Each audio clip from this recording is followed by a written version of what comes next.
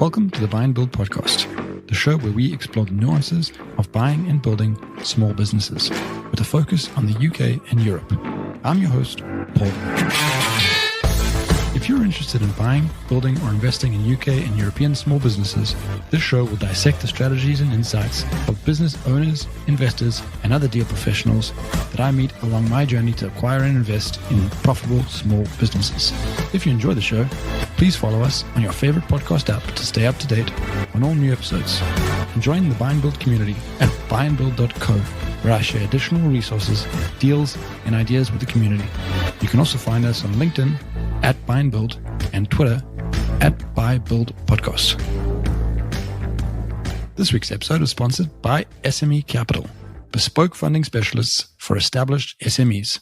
SME Capital was founded to support the growing number of SMEs who face difficulty or frustration in accessing capital through traditional methods.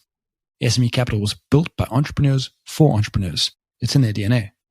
What makes SME a great solution for acquisition entrepreneurs is they're sector agnostic, comfortable financing asset-light businesses, and typically will not require personal guarantees.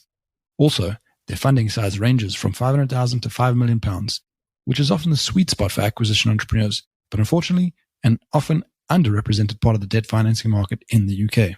So check them out at smecapital.com, where you can connect with one of their regional directors. And don't forget to tell them who sent you.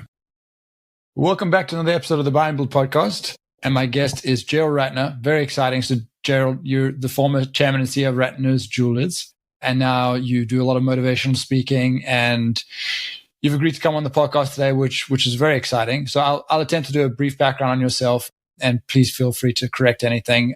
So from what I understand, you started working in your family jewelry business in 1966 as a teenager, and that was after being expelled from school. So not your typical start into business, but you didn't let that stop you. And by your 20s, you were running the business.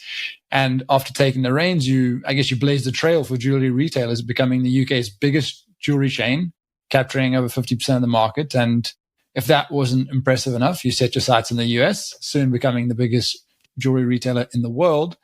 And I believe at its peak, we're doing profits of around 125 million per year. So in today's terms, that's more like 280 million, which is incredibly impressive. So really excited to have you on, and welcome to the show. Thanks very much, Paul. Very much appreciate you asking me. So I thought maybe the best place to start was going back in time a little bit. So when you started working out in the family business as a teenager, did you always have such ambitious plans for the family business, or did that come with time as you kind of grew within the business? No, I never thought we were going to be the world's largest jewelers. I mean, we had 130 shops, and we were struggling like a lot of jewelers were in the early 80s, because basically the jewelers were too expensive for the young people who had the money. The demographics were the 16 to 24s had for the first time disposable income, and the retailers that were catering for them were like Next and Dixon's and Topshop. They were doing phenomenally well, but they weren't going into Ratners and H. Samuels. So, I mean, the idea that we could even buy at that time H. Samuel, which we looked on as they were 3 times our size. They were Britain's largest jewelers. Not for a minute. All I was concerned about was I never thought about acquisitions. I just wanted to get the Ratners chain right, because customers weren't coming into those shops. So, I guess there's different moving parts to how you decided to execute on that growth pattern within the UK. It sounded like acquisitions played a part of that, but maybe initially it sounded like you just wanted to improve Ratners and the 130 shops that you were working, that you guys had at that point. What were the first few levers that you decided to pull when you started to kind of take the lead in the family business? Well, the reason Ratners got to 130 shops in the first place is, for a while in the 70s, they were doing very well, basically undercutting the larger competitors. And we had a buyer called Terry Jordan. And buying in retail is probably the most important thing. I mean, along with good locations. But, it's not rocket science if the product's right and it's at the right price. That's three-quarters of the battle. And we had a buyer who was very successful, but when he left, we had a new buyer who started sending us up market, which was the trend in those days. You know, you just felt that jewelers had to be prestigious and looking expensive, and he was a disaster. And meanwhile, this Terry Jordan had started up on his own, and he'd opened up 26 shops, and he was doing very well. So it was clear to me that we had to go down the Terry Jordan route. We had to go back in time, go back to where we were.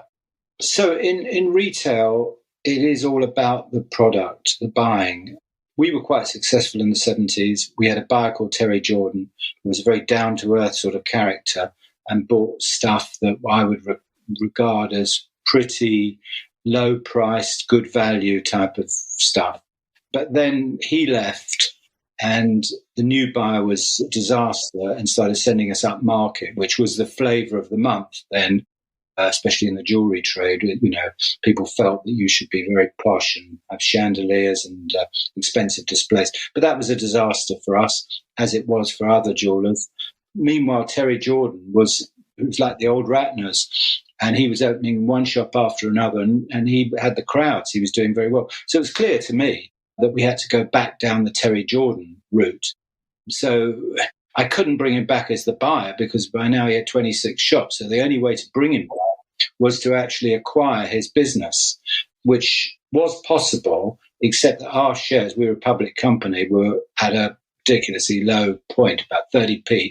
And we couldn't use, I tried to issue shares to buy Terry Jordan's business to raise the £4 million, but nobody would place the shares. My stockbroker said that they were talking about 20p or 18p, and even that, discounted to that level, was not possible. So basically, I gave Terry £2.5 million worth of Ratner's shares. So he took the shares, and then I just gave him a £1.5 million loan note, which is basically an unsecured piece of paper, not like an IOU, which he had confidence that we would succeed, and he took that. And in the end, I mean, those shares went to about £4.50, so he became a very wealthy man. Yeah, no, absolutely. I didn't know about that. So you acquired Terry's 26 stores, and around that same time, from my understanding, or at least a lot of what drove kind of moving away from the very high-end luxury to your approach and what sounds like Terry's approach was the influence that you got from attending markets and seeing how the sellers would sell at markets being the loudest. Can you talk a little bit about that? I think it's quite an interesting nuance. I learned that lesson at a very young age. I was taken down to a place called Petticoat Lane in the East End of London. I think it's still going, and it's a market. And it was more of an entertainment thing than a place to buy stuff, although we've got some very nice salt beef sandwiches and stuff in those days. What I learned from that, it was the stall holders that just stood there selling didn't really get the crowds. But then some of them put on a show, like one guy was selling a whole cutlery and cups and saucers and stuff like that, and he was throwing them up in the air, and he had a great patter, and he was very funny, and he was shouting, and he drew the crowds. So it was very simple to me, although this wasn't very sophisticated, that retailing was about shouting from the rooftops. To be the one, you cannot be a wallflower in the high street. The ones that shout, I mean, I'm not talking about Tiffany's or Cartier or Ralph Lauren or any of Bond Street or stuff like that. The general high streets around the country, you've got to scream your head off to get the customers in. And I learned that lesson. So when I got Terry back as the buyer and got the product right, I introduced very aggressive marketing, so pop music playing, posters, sandwich boards, a lot of colourful displays. So trying to scream as loud as possible that we had all this new product at low prices. It wasn't enough to just introduce the low prices with the new product.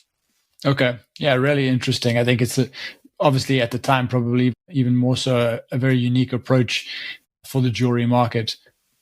Yeah, I mean, nobody was doing it at all. We were the first people to start offering 50% off and all that sort of stuff. And a lot of people, they turn their noses up at it. They're saying, you're ruining the business.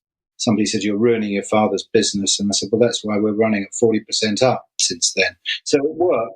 And we were, now it's common. You see this discounting and people putting on different sales and promotions, but it was certainly not the case in this genteel atmosphere of the high street in the mid-80s. Yeah, so just to kind of set the scene, Gerald, looking back at that time to get a sense of your approach and what influenced you to kind of push forward with Ratners. From what I understand is you became close friends with Charles Saatchi, who became quite successful in his own right. So in what way did that relationship kind of shape the success and approach of Ratners, if at all? Well, I knew Charles sort of from parties and stuff like that, and he was quite a well-known figure around North London. But my best friend was Michael Green, who was to run ITV. And we started playing snooker, and he brought Charles along. And this was at the time when Charles and Michael were really expanding their businesses and going down the acquisition route, going to America. Michael had just bought Technicolor. Charles had just bought Ted Bates, who was a big £400 million American advertising company. And they were both really putting their names on the map and expanding at a fast rate. And we were playing snooker, but we were talking about business nearly all the time. The strange thing was they were playing snooker at the height of their success, but this didn't stop them running their business. We had secretaries arriving with things to sign the whole time and phone calls. But nevertheless, for some reason or other, we were playing snooker 3 or 4 times a week, quite a lot. But yeah, it was just simply the fact that I wanted to be like them because their share price was going through the roof. Everybody in the 80s, the stockbrokers, the city wanted you to do deals. That's all they were interested in, which turned out to be the wrong way, really, to expand, to issue too many shares. But that's another story. But the stockbrokers, I learned the lesson that the city don't advise you to do what is right for you. They advise you to do what's right for them because they just want quick, speculative growth in their share price. And then they set targets that you have to meet. And sometimes the only way you can meet them is through acquisition. And I think looking back at Charles and Michael, that they look back and think they were egged on to a certain degree by the city to expand. So, I've learned that lesson really, that you don't listen to advice, wherever it comes from, because sometimes that advice, or most of the time, that advice is to suit them, not to suit you. But nevertheless, it worked for quite a while because I started becoming very acquisitive, and Charles basically gave me the idea that there was no reason why I couldn't buy H. Samuel, although we only had 150 shops. Samuel's had 450, but their shops were also double our size. So it was a massive leap in faith. But Charles basically one thing he taught me is that you can achieve anything you want. So I went to the best people like Morgan Grenfell, stockbrokers like Cazenove, because, basically you have to be part of this club. And then my non-executive director says, "You're crazy. You're spending all this money on these advisors. You're not in a position to do that." But sure enough, Morgan Grenfell phoned me up and said that they'd been in touch with one of the family of the H. Samuel, the mother actually, who's a big shareholder.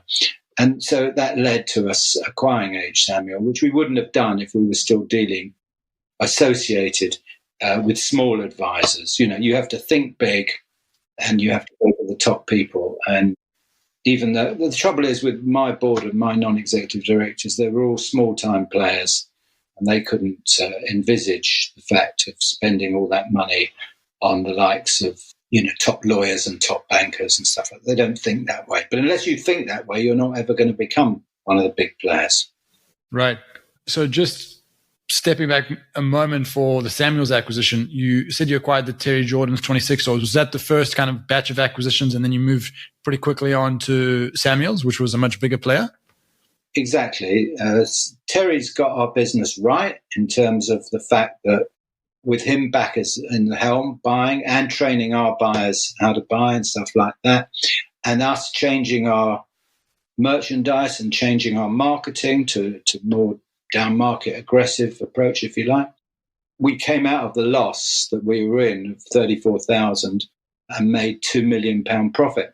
So that was enough for us to persuade our shareholders and the city that we should be acquiring H. Samuel, even though they were making 4.5 million, but our 2 million based on a third of their shops, and as I say, our shops half the size, showed that we could actually make a lot more than 4.5 million out of H. Samuel.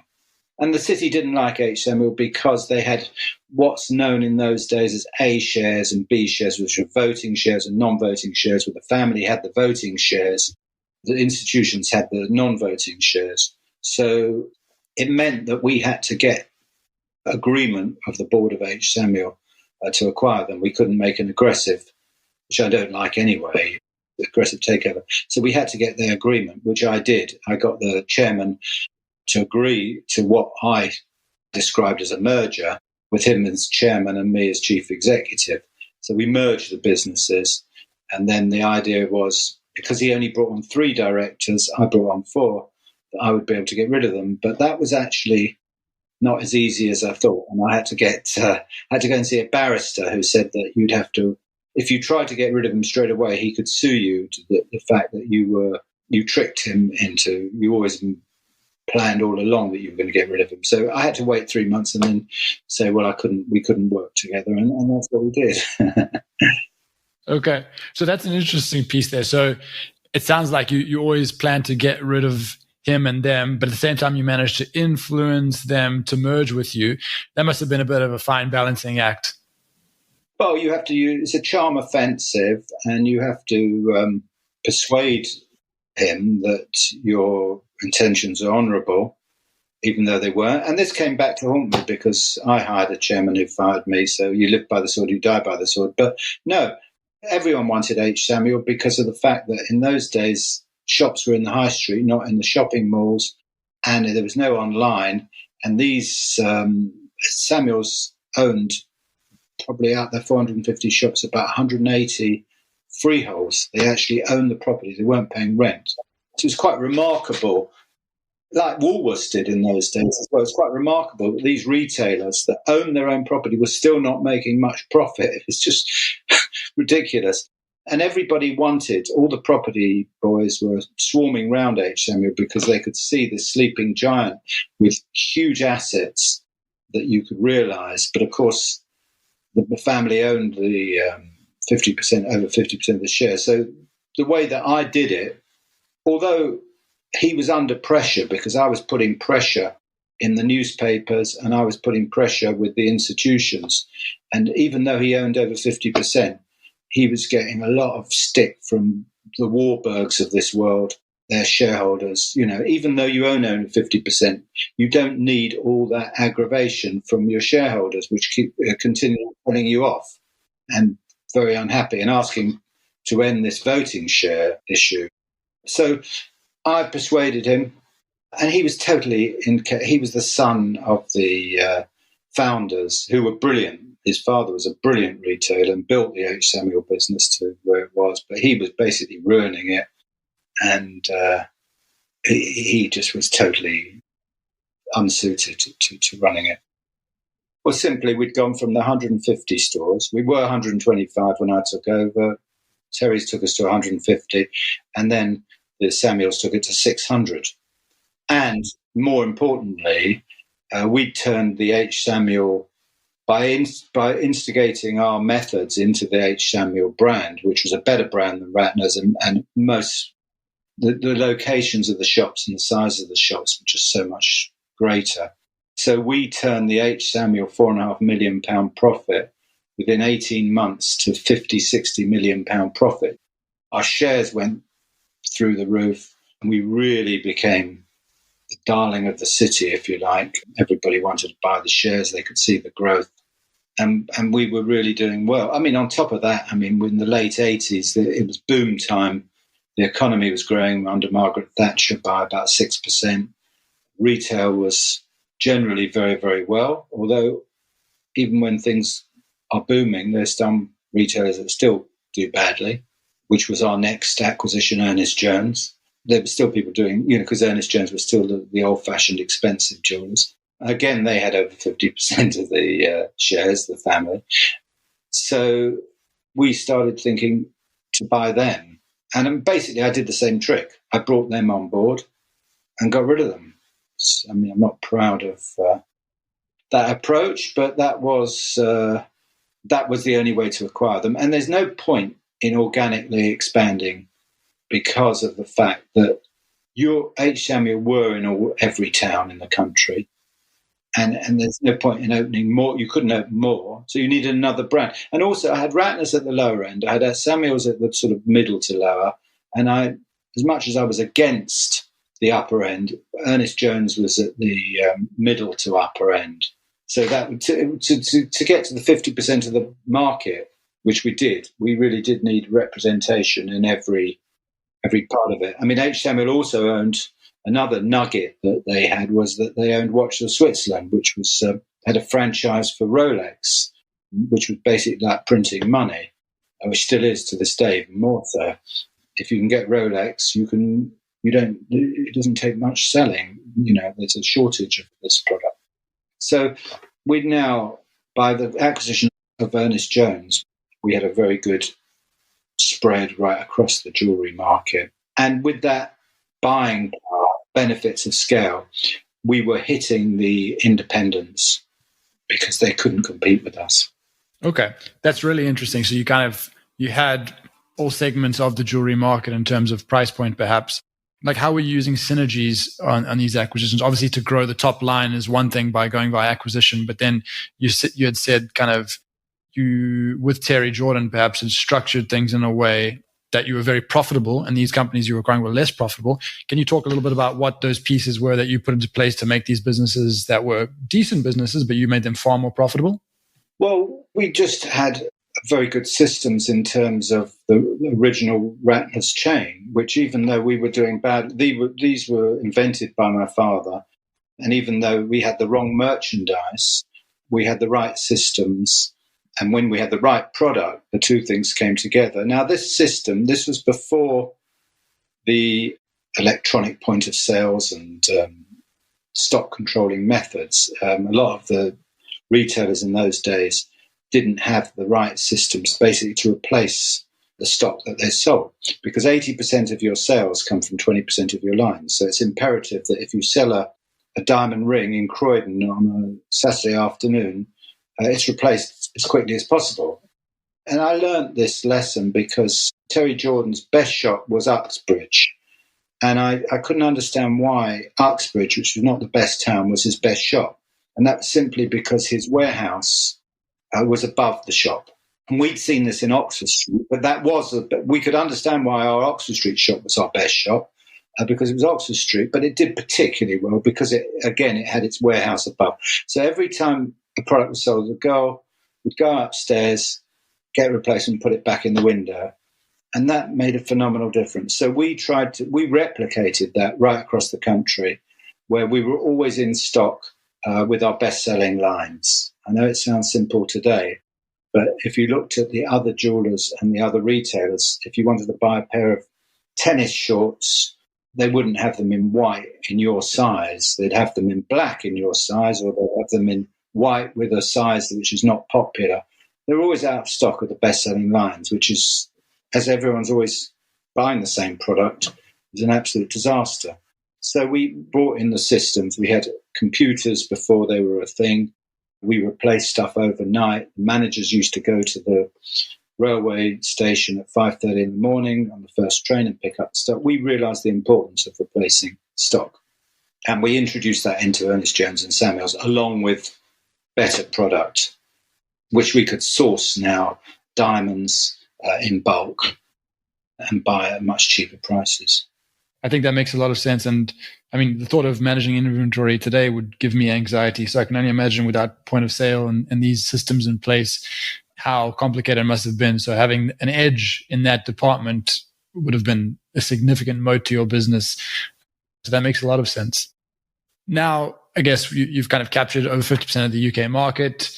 You've been growing quite aggressively through acquisition. Is it around this time that you start thinking about the US and expanding across over there? Well, again, and I touched on this earlier about listening to people's advice, especially when they've got ulterior motives, which is basically the city wanting short-term increases in your share price. And basically, they were saying that you've now got 50% of the jewellery market, so your shares are not going to go up at the same level as they have done because you can't grow at the same level. You've got the law of diminishing returns. So you either need to diversify or to export your formula across to other countries. Now, we'd already had a bad experience, and my father had a bad experience in Holland, where he discovered to his horror that it was a very different market from the UK. And even though he opened 6 shops there, they were a disaster because basically the Dutch don't buy a lot at Christmas. They have St. Nicholas or something, and they don't spend a lot of money at Christmas like we do. And as the jewellery business is all Christmas orientated, Christmas never happened in Holland, so absolute disaster. So I was aware that however successful we were in the UK didn't mean that we'd be able to export that formula to any other country. But nevertheless, I went to America, and instead of trying to export the formula, we tried to acquire the best operator over there. And that was done through basically finding out what their sales were, which you can do if you go to if you go to the owners of the shopping malls. They, unlike the UK, that have got a sort of secretive attitude to everything, very defensive, always worried that they're going to give away too much. The Americans are very open. They don't have any. If you phone somebody up, you don't have to go through their secretary or whatever. You just go to them, and everything's totally different, as is the jewellery business, as is retail. That's why so many British retailers have failed, from Marks and Spencer's to Tesco downwards, by basically exporting their formula, however successful it is. So we didn't want to make that mistake. So we bought the jewellers that were taking the most money in each mall, a company called Sterling, 125 shops. We paid through the nose through it. And their shares were about $12, and we paid about $36, which was a record premium for an acquisition. And the Financial Times, the Lex column, criticised us for indecent haste. But it turned out to be a very successful acquisition, even though all these companies that spent years doing analysis and bringing in advisors to virtual researchers on all these companies and spending, analysis by paralysis, if you like. They spent too long on. We just did it. We're successful. We built it up from those 125 shops, basically using the formula, rolling it out to 1,000 shops. The reason they were successful was, like today, you've got these algorithms where you know everything that the customer wants. And they did it before the internet. They used computers, but they knew everything about their customers. So they would phone up a customer and say that you have our in-store card, because it's all based on their in-store card credit. Nobody in America would go in like the UK and buy stuff. And incidentally, the in-store credit card had an interest rate of 45%, but nobody seemed to be worried about that. So they would phone up the customer and say that you've still got $500 credit on your store card. Why don't you use it on your nephew's birthday, who happens to be next week, and we've got the perfect signet ring and all that sort of stuff. If you do that in America, they slam the phone. If you do that in the UK, they slam the phone down on you. But in America, they love it. And retail in America is all about knowing your customers' habits, as it is today. That's why Amazon and are very successful, because when you looked at something, it then comes up on Facebook. Or Google are very successful because it comes up on Facebook or comes up, you think, shall I buy it or not? And the next thing, shall I buy that jacket? And the next thing, that jacket appears from that same retailer. But they were doing this before this was invented, and that's why they were very successful. So, and today they have 3,500 shops. 1,000's gone to 3,500. They're the world's biggest jewelers, as they were when I left it. So America was hugely successful and still is to this day, even though on Twitter, they keep saying I went bust and the business doesn't exist anymore. It's still the world's largest jewelers and still very successful. It's just that I don't own it anymore. Incredible story of growth. So, I mean, obviously we flew through many years there, but you make it sound not easy, but you make it sound like, you come across very relaxed, I guess, is kind of the feeling I get. But this must have been extremely stressful to manage all these businesses across the US, the UK. How did you go about that? You must have had some kind of key lieutenants running certain business lines, or how were you approaching the management piece of this? Well, I bought management in America, who was a guy called Nate Light, who then after I left passed it on to his son, who's running it up till a few years ago. And the American business ran itself. We came along and we spent time there chatting. And this is what I disagree with about working from home. It was important for me to go with one of my guys to America and spend a week or two there chatting, because you never know what comes up. It's no good having Zoom meetings with him. Not that there was such a thing. I think they were just beginning to come out, believe it or not, in the late 80s, some sort of satellite conferences, which I always hated. But you have to be there and you have to have small talk. You have to go out for dinner and chat. And one of the things we introduced into America was, because of what I said earlier about the importance of replacing the best-selling lines, we introduced the core. We earmarked their 100 best-selling lines and called them the core range, and made sure that those 100 lines were always replaced. Incidentally, we had 5,000 lines in every shop in the UK. America had about 3,000 lines. Not one line was the same in America as the UK, just to illustrate how different. They speak the same language as us, but that's where the similarity ends. The products are totally different. So, yeah, I had a very good man to run the US because I knew that, because he was very successful and he had 125 shops. I just gave him more shops to run, but he ran them in the same way, and he had some great people under him who just took up. And by the way, when you give these people, when you expand, these people really love it. The staff, it's great for morale. Everybody who works for a company wants to work for a successful business. Everybody who works for a company wants to work for a bigger business. And when you expand, they love it. When I had my health club business and said I was going to open the second one, everyone in the business, it did wonders for morale because they felt they were going to become more important, which they do. So, yeah, I had a very good guy running the American business. In terms of the UK business, yeah, I had a very good guy on systems. I had a very good buyer now who was my cousin, Victor, and I had a general manager who knew exactly what I wanted and what I expected, because we ran our business like McDonald's. Every single shop of Ratners, every single shop was identical. So if you go to Edinburgh, you go to Exeter, you'll find that same ring in exactly the same position. And that's important because every diamond ring was displayed at 42 inches from the ground, because the average woman was 5'4", and the trajectory of her vision would fall at 42 inches. That was the perfect position to display something, which you wouldn't find in other jewelers. You'd find, diamond ring not catching the light because it's on the wrong shelf. So everything had to be perfect, and that was done through basically good systems, which don't require a huge amount of management. This is like painting by numbers. The managers, everything was done for them. They had to basically assemble it from photographs that we sent them. Okay. All right. Interesting. And I think that's quite a nice little piece there to the reference to McDonald's and how the system's in place, because that also gives a good idea of how maybe you're able to scale. So you have the systems and then the growth via acquisition.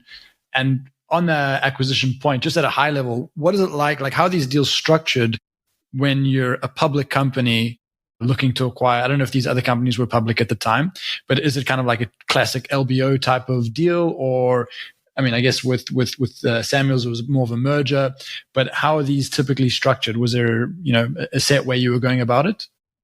Well, in terms of the Ernest Jones and H. Samuel, they were both British public companies. In fact, in H. Samuel, we did pay 25% cash, which was a ridiculous mistake. There was no reason for it whatsoever, but that, again, it was our first big acquisition, and I think that generally they felt there were too many Ratner shares and that it would be better which meant that we had a bit of debt. In terms of the American acquisitions, of course, you had to raise the cash to pay the owners of those businesses cash. So that was done through rights issues. And we took the 125 stores to 1,000 stores through just raising money, either through various different instruments, but basically it was rights issues, till we got to a point where we were buying K's 500 stores, and it was a $500 million deal, and it was just too much at the time to issue. So somebody came up with a brilliant idea of convertible. I'm being a bit sarcastic here. A convertible issue. So everyone would win, supposedly.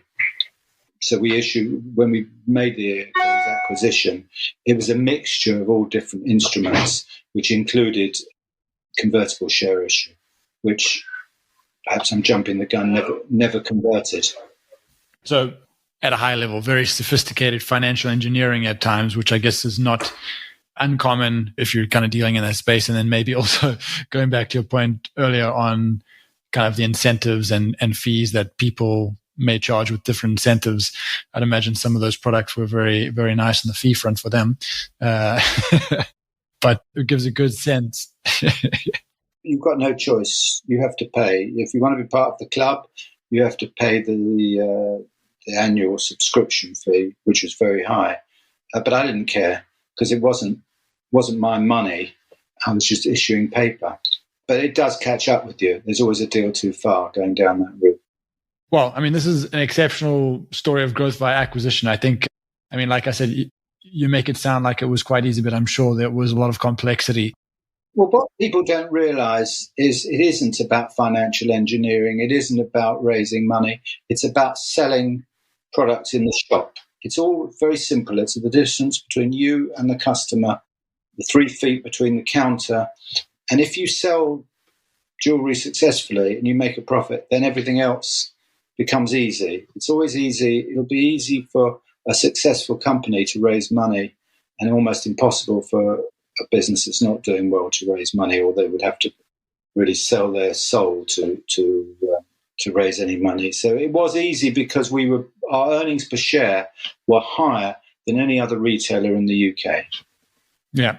But that in itself is not easy to get to that point. So credit where credit is due. Just to pivot now. So obviously in 91, a particular speech, ultimately resulted in the downfall of Ratners after probably a few jokes were taken out of context about the quality of products and jokes that you made yourself. So the media seemed to kind of run with that and was a bit of a downward spiral after that.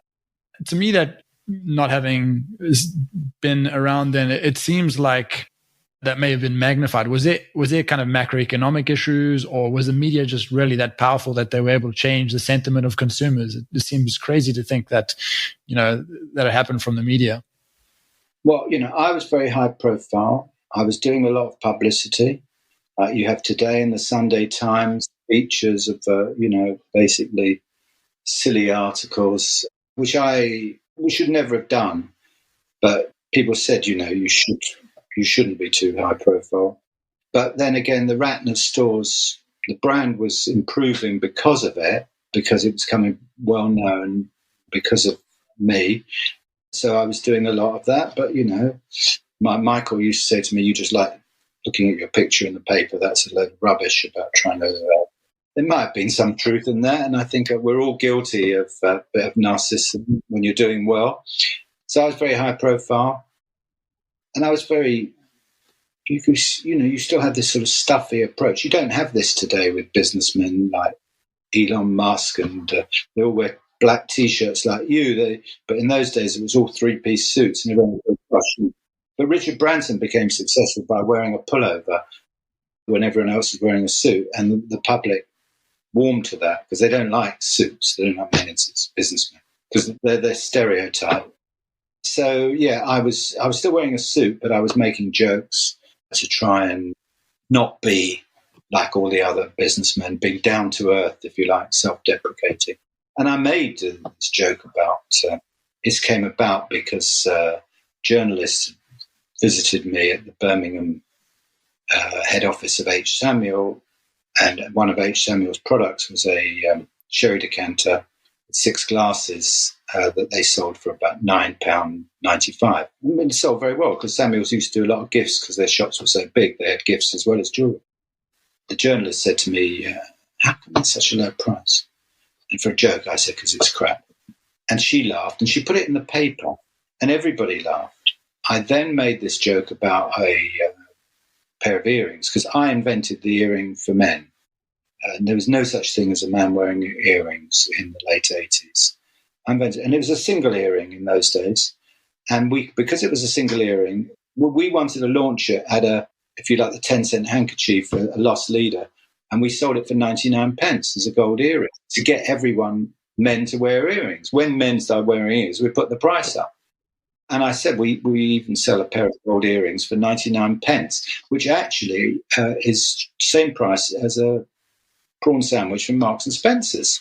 And I said, I originally said, but our earrings would last longer than the prawn sandwich. But somebody in the audience, when I said that, said, yeah, but the sandwich would probably last longer than your earrings. And everyone laughed. So I took that on as a joke. So when I went to the Albert Hall in 1991, I originally didn't have any jokes in the speech.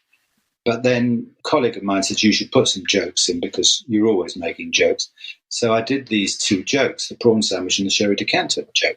But of course, the press were out apparently to get me because apparently I'd fired one of the journalists' niece. The fact that I employed 25,000 people, more than the Royal Navy, and I never met his niece, but nevertheless, he said, I'm going to get Gerald Ratner for this. And he printed the next day on the front page that I said my jewellery was crap, which I didn't. I said the sherry decanter was crap, which was a dumb thing to say, but nevertheless, I didn't say all my jewellery was crap. People sometimes say, one of their lines as well. So anyway, that was then picked up by The Sun, and it started becoming huge story. There was no internet still.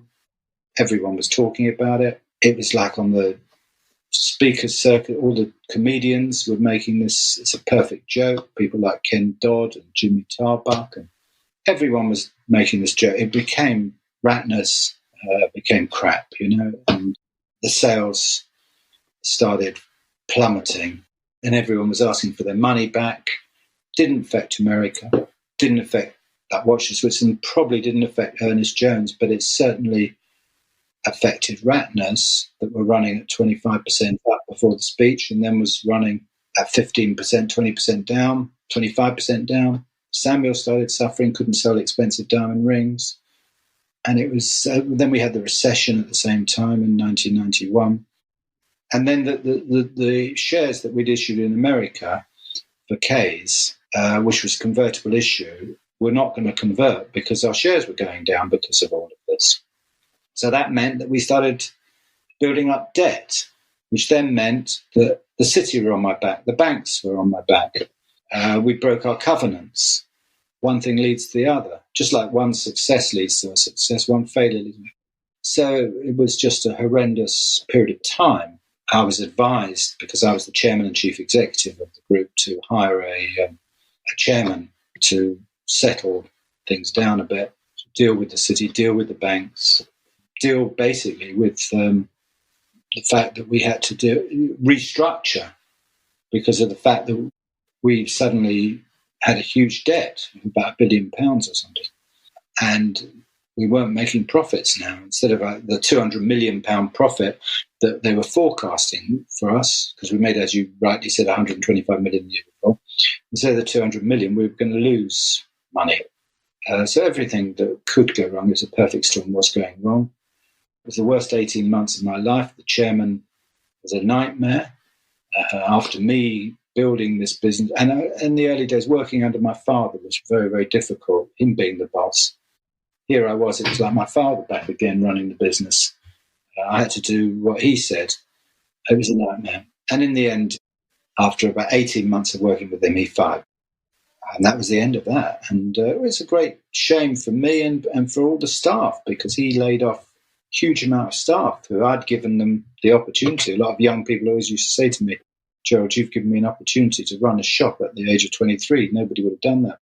It was a bit of a Greek tragedy, to say the least, all because of a stupid disingenuous. I mean, I take the blame for using the word crap in front of 6,000 people at the Albert Hall, but the press were totally disingenuous to say that I said all my jewellery was crap and that I like making fun of my customers and I have contempt for my customers and all that sort of stuff. I mean, if you read it, it was pretty horrendous, and you could see why customers wouldn't come into the shops anymore. But that wasn't what I said.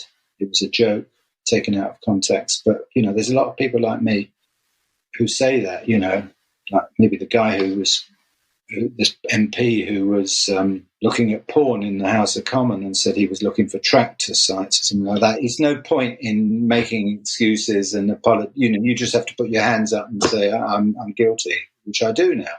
There's no point in me saying, well, I've been treated. When I do my after dinner speech, there's no point in me standing up and saying, I've been treated unfairly. It's not going to be a very entertaining speech and you're not going to get any sympathy. So I basically put my hands up. And I think that's what you have to do, just apologize.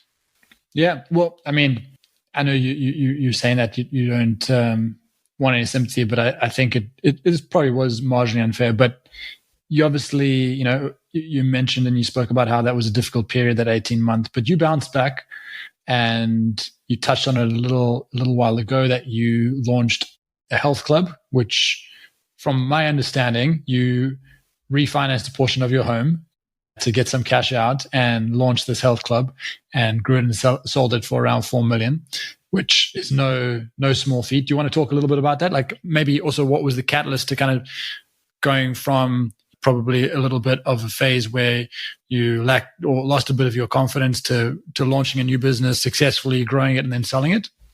Yeah, you make it sound, quite simple, but in fact, it was after I was fired, I basically gave up life and gave up on work and did nothing for 7 years. Just sat around the house feeling really miserable, no money.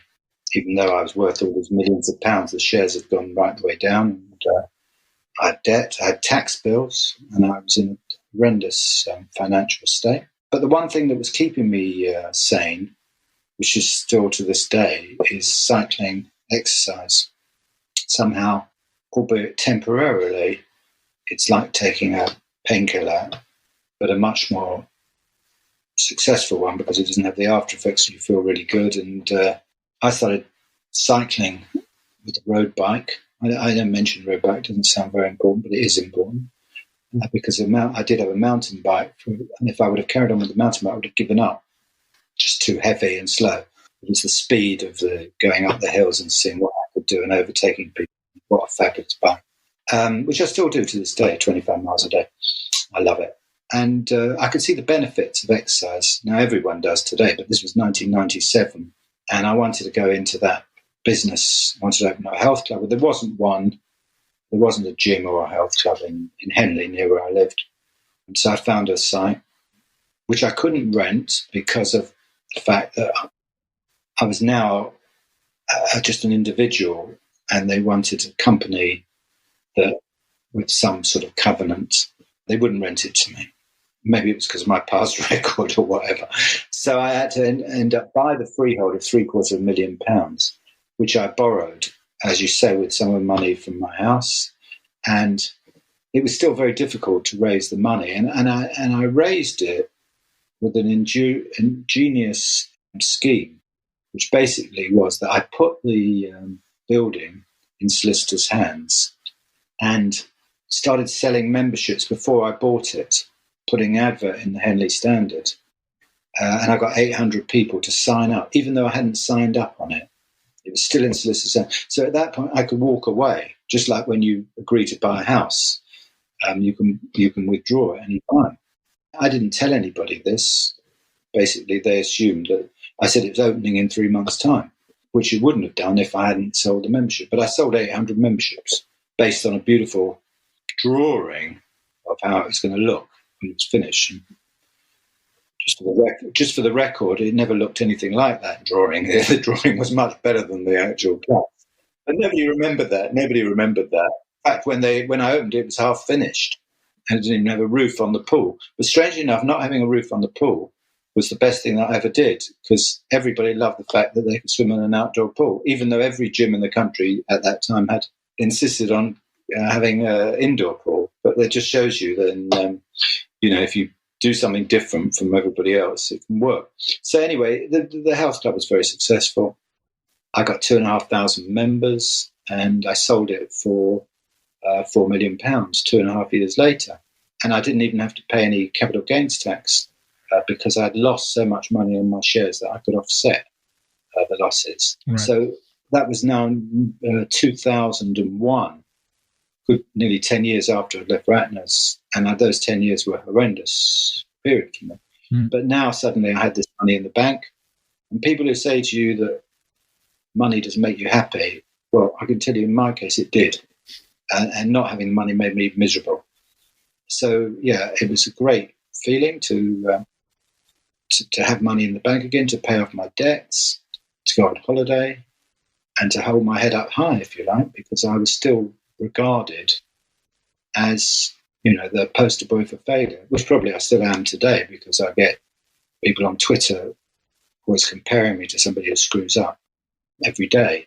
So, yeah, I then went back up in the turn of the century. I went back into the jewellery business, believe it or not, but online, which was very good timing. Became a £25 million business. And then I went back to the Albert Hall to try, because I knew that the only time that the press were interested in me was in relation to the speech, my downfall. So I thought I had this idea of going back to the Albert Hall in 2003 to promote my jewellery business, because I knew that would get coverage, and I was right. And it appeared all over the press that I'd come back. In fact, I got a standing ovation. They didn't, and that, which I still do to this day when I get to do speeches. People, when I go around the country, don't have this hostility that they have, the readers of The Sun do, or Twitterati do. So anyway, somebody was in the audience at the Albert Hall, and they were a speech agent and said, you should do this speech about your downfall and you'll come back as an after dinner sort of thing. But that was 2003, and I'm still doing it 20 years later. And I've probably done it about 10,000 times around the world, which I love doing. It's very cathartic. There's always a silver lining. I'm a great believer in a disaster having silver lining. And okay, I lost a huge amount of money and I've never made that back, but I've really enjoyed doing the speeches. So that there's always a silver lining with everything, albeit I don't have the money that I had before. I am probably happier than I was then. I know I don't look happy, that's my face, but I think to be part of the human race, you have to have suffered somewhat. You see people that haven't gone through setbacks and they lack a certain empathy, a certain sympathy. So it molds you to a certain degree and you learn lessons. Yeah, no, absolutely. It's an incredible story of resiliency, and appreciate your honesty, sharing all of that. Obviously, interesting to hear about how you grew through acquisition and kind of those deals that you were doing in those days. But then, speaking through how you went through your difficult time is it's important to speak about those pieces, because everyone's going through a struggle of their own, I guess. And you clearly had a significant period there where it was difficult, but you bounced back, and you've done fantastically. And I think also just quickly on the Gerald Online business, probably don't get enough credit there. I mean, at that time, I imagine it was kind of the really early days of the internet. So for you to kind of, really forge a path in that space at the time, like there was no Amazon, there was no real online shopping yet there. So that was really, really smart. And I think a really good move. And clearly the business did fantastically well, but you saw that trend coming and you could see that and you took advantage of that. So clearly a very savvy entrepreneur. There's no doubt about that. Well, the thing that appealed to me about the internet, even though, as you say, it wasn't very popular, in fact, people were saying that the internet at that time was going to be just a business-to-business vehicle and nobody would buy anything on the internet. And they're saying that they could never. And in fact, people were trying to sell stuff on the internet and it was a disaster. But the thing that I liked about it was that I had built the business to 2,500 shops through acquisition. I could never do that again. So going back into the jewellery business, I'd be standing behind a shop in Reading or something, one shop, and then it would take me 10 years to open up a second one. There was no way that I could go back into jewellery business. After you're running a business, you're just not. If you're the chief executive of a bank, you can't then become a bank manager. So, but the beauty of the internet is that with one site, you've got thousands of shops. Everybody across the world, well, not with us, it was just the UK, but everyone across the UK, whether in Southampton or Liverpool, I had a shop in Southampton, Liverpool, by just having one site. And that's what appealed to me. And secondly, what also appealed to me is that in the jewellery business, you have very high overheads. Now, at the time, you could get onto the internet very cheaply. In fact, your marketing costs were like 2 or 3%, whereas in the high street, they were sort of like, with staff and everything, like 20, 30%. So that meant that I could cut prices, which is where I always became successful because I had lower overheads. Problem today is that everybody realizes this, and it's all about timing. So we now no longer sell our products online. We do it through shopping channels and we supply other people. But because we believe that paying 25% in marketing costs, pay-per-clicks, which we have to do because we're not Amazon, we have to advertise, being on Facebook, it's too expensive. So the benefit that I was describing have gone in terms of low overheads. So it's not the panacea that it was at that time. So you're right, it's timing. And the time was right for us then. The time was right for me to be in the health business. If I opened up a health club today, it probably wouldn't be successful because there'd be a health club there already. So it's important, however clever you think you are, to be there when there isn't everybody and their dog in that business. You need a nice corner to yourself. When I was in the jewellery business, the supermarkets didn't sell jewellery. We didn't have the Walmart or the Costco's, big people like that attacking us on jewellery. It was a nice corner to yourself. So I always like in business, to get a nice corner to myself where I don't have the big boys. Excellent. Well, I could keep speaking to you all day, Gerald, but I know you're a busy person. This has been really, really interesting. I really do appreciate it. I enjoyed the conversation, and maybe just for you, if there's anything that you'd like to leave the listeners, anything that a message you want to leave with them or a way to reach out to you or anything like that, feel free. Well, thanks very much. And thank you, Paul, for such great questions, which is very nice to have and give me the opportunity to talk about my successes as well as my failures. But, a lot of the time people don't really talk about my successes. A bit like the Titanic, that had hundreds of miles of possible uneventful sailing before it hit the iceberg. But yeah, I would advise people today, everybody talks about exercise as the antidote to stress and depression. And the reason that they all do that is because it works. Sometimes the answer to something is, stares you straight in the face. And I find that I get much better ideas when I'm exercising, when I'm cycling, to try and solve problems, which we all have every day. You don't solve them by being under pressure, being in the office with people around you, having to quickly make a decision. You solve them by being up on a mountain, or not a mountain, but up on a hill on a bike with nobody around you, no pressure, or running or walking, whatever you're doing, swimming. That's when I get my best ideas. So, I'm a great advocate of exercise. I know that a lot of people are, but it works, and it turns a bad day, which we all have for no reason at all. What people don't realize about stress is it comes on for no reason. You just wake up and you're having a bad day. But you can turn a bad day into a good day by going for a cycle, but it has to be a road bike, not a mountain bike. My wife always goes on about road bikes. You're getting on my nerves. She doesn't really realize the benefits. It's a brilliant machine that's very smooth, very comfortable, very fast. And when I'm on my road bike, which I will be in 5 minutes after this, I'll be a happy man. Good. Sounds good. I really enjoy keeping fit, but I do not have a road bike. I do a little bit of mountain biking as an alternative, but now you may have inspired me to get a road bike and see what kind of ideas I can come up with. Brilliant. Well, I hope you do, Paul. And it's been really nice meeting you. Likewise. Thank you very much, Gerald. It's been a real honor and a pleasure, and I hope to speak to you soon sometime. Excellent. Cheers. Look forward to it.